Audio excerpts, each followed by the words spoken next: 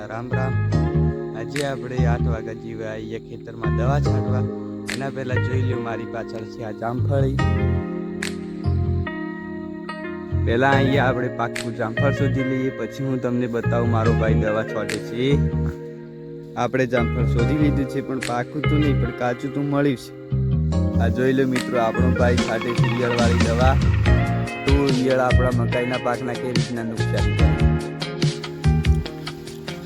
મિત્રો આપણે એક જ સાડો લઈને દવા છોડીએ, કારણ કે ડાયરેક્ટ ડુંગળીમાં દવા પડે એટલા માટે।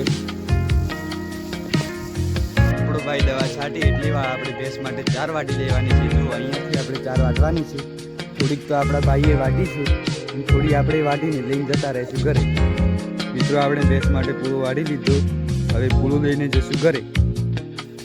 મિત્રો પૂળો આપણે જાતે જ ઉપાડી લીધો, જોઈ લો।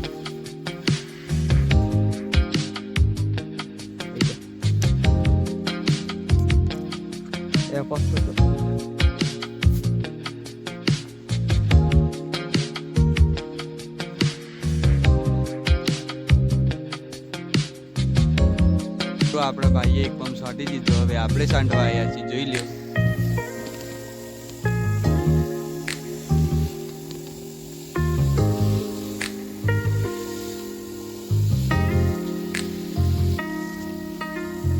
જો આ સાઈડેથી પેલા સાઈડે સુધી આપણું ખેતર છે।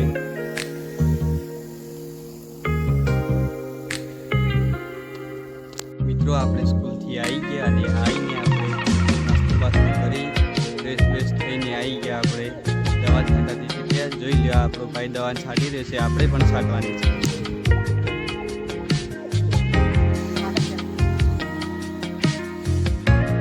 મિત્રો જો બાજુના ખેતરમાં ભરવાડના ઘેટા ચરી રહ્યા છે, દેખાતા છે કેમેરામાં।